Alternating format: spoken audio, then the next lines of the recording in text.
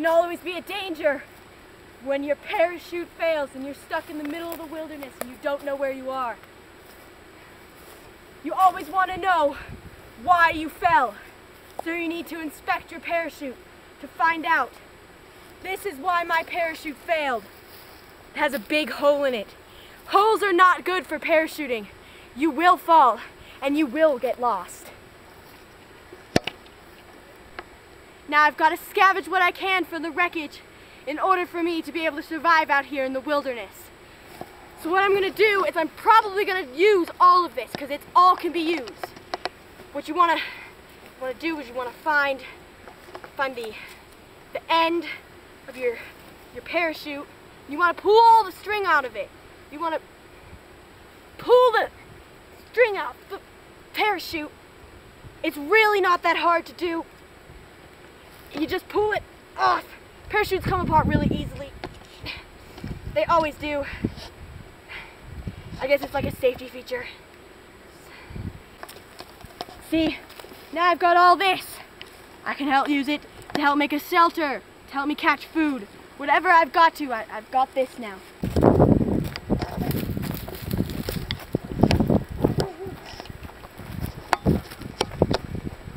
Unfortunately, I learned the hard way about saving your water. You don't want to drink it all.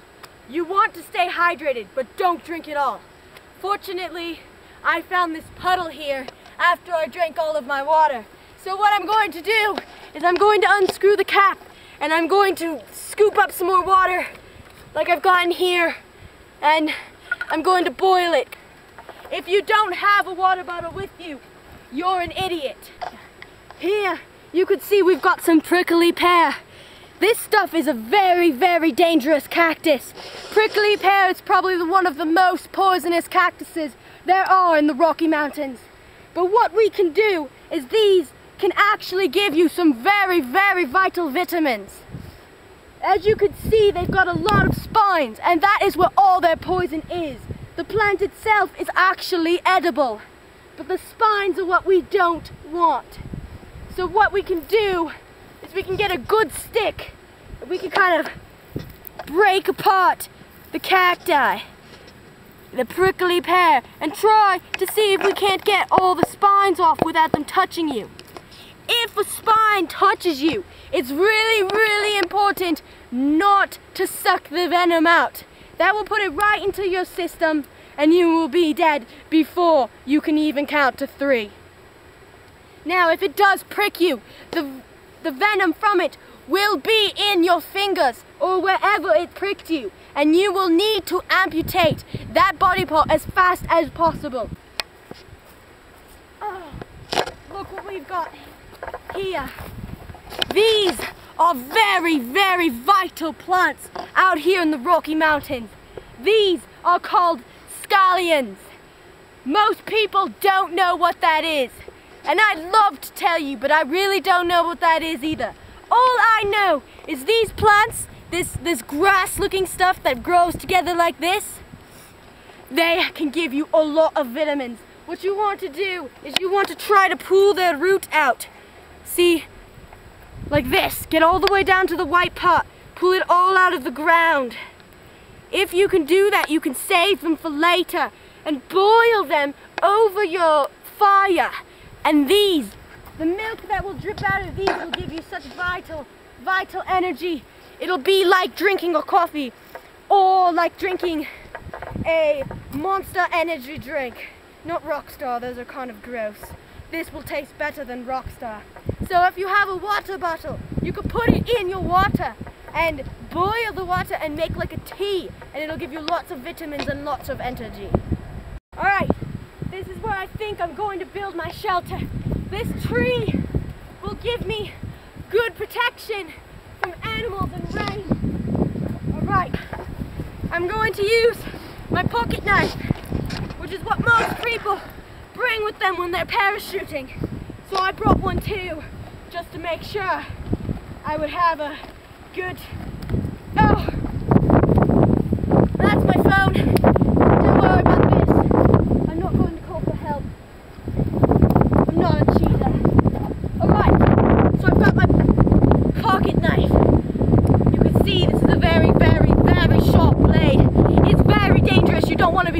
around. Now what I want to do is I want to make some stakes. A stake like you would in a tent. So I'm going to cut away this branch until it's a stake-like figure. Camera crew man, get over here.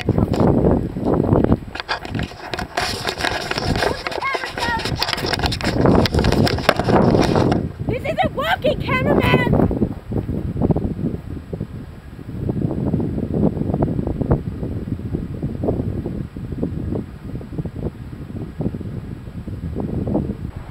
Alright, I'm going to show you how to make a really good fire out of just a couple of sticks. What you want to do is you want to set it up like it's a teepee, like the Indians. Their homes always burned down because they were perfect fire areas. So you set it up like a teepee. Because if the fire gets under the sticks, it burns up. And the air underneath it helps to hold the flames together. Alright, so after you get your fire teepee made, usually mine look much better than this, but I'm in a hurry to get this done before night. It's getting really dark. Next you want to find some flintstone because they make really good sparks. Then you spark with the flintstone until you get a spark to light one of the branches.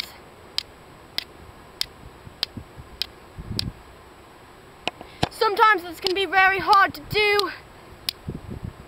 Other people are experts.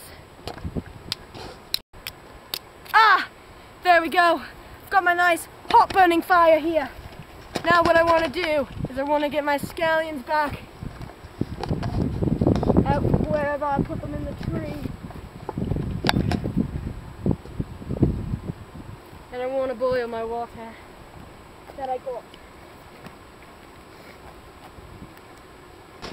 Now, after my water's boiled, what I can do is stick these inside the water, but first I want to mash them up.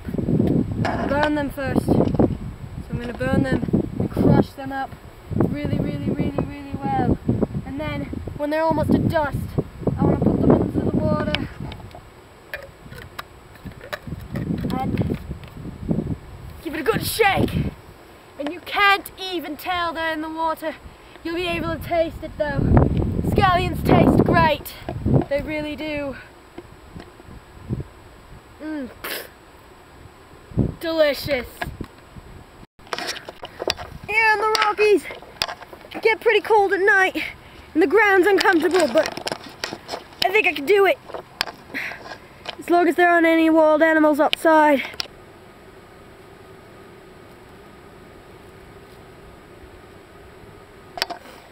Now, you're gonna be very hungry while stuck out here in the wilderness, and you don't know how long you're gonna be stuck. And just the scallions and maybe the prickly pears vitamins are not gonna get you through the journey that you're going to have to do. Now, if you've got string from your parachute or whatever you did, if you've got the string, you can make a trap for an animal. I'm gonna show you how. You want to set it up close to your camp so that you don't have to trek very far to get to your animals. So what you want to do is tie some strings onto a thick branch that's not going to break. Then you want to tie them to a bunch of other branches and make kind of like a spider web. So say this is an animal and it comes rummaging around through your trap. It gets its head in here and then your animal's hanging for your breakfast, your dinner, your lunch, or your midnight snack. Graham cracker trees. You can find these pretty much, well, nowhere in the Rocky Mountains. This is a very rare finding, but I'm really lucky, and I'm going to pluck these all out of the tree and use them as my bait for my camp over there. Little bunnies like to climb in the trees of graham cracker trees and climb around, so if I can make them think that this is a graham cracker tree, they'll get stuck in my trap and they won't be able to get away until I set them free or will eat them. And I most likely will end up eating them because I want to survive. Alright, it's another night and I'm still stuck out in the middle of the Colorado Rockies. I don't know what I'm gonna do, but I'm lucky I haven't come into any wild animals just yet. I think I'm gonna...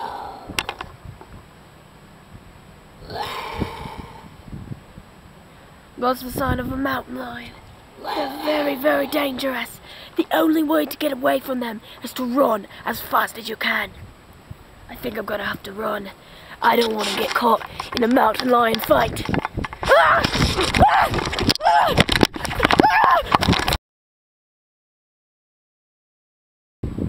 I'm gonna go and check out and make sure that I've caught an animal today because I'm really hungry. What the heck is this? Those little rascally animals are smarter than my trap. It looks like I'm gonna have to make it a little bit more complicated. Seems to me like they've gotten all the graham crackers down. To make it more complicated, you just want more string going every which way so that they can't tell which part's the trap and just take the graham crackers from there. Now I'm gonna put these graham crackers back up in the tree because these are still good. Now I don't want to waste any more of the graham cracker tree over there. So I'm just gonna put these back in the tree anywhere I can to show that they are really going to work. We're gonna check my animal trap one more time. I haven't gotten any food yet and I'm really starving. I haven't been able to catch anything and I didn't bring any food with me because I was just parachuting and I wouldn't be able to expect that I was going to land out here in the middle of the Rocky Mountain wilderness.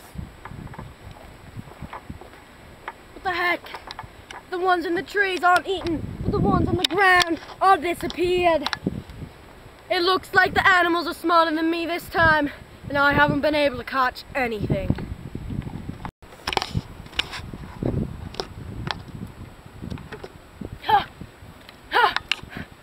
Good energy now!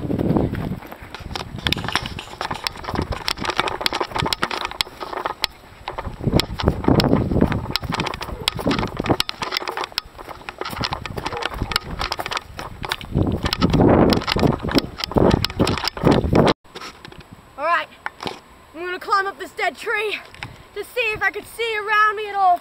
All the trees around it are so tall. I'm gonna have to get up higher.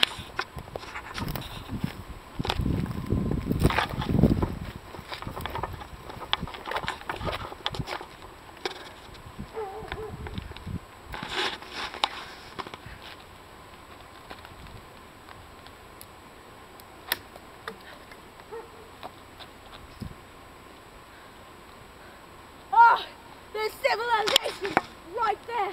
I don't know how I didn't see this before. This dead tree definitely just saved my life.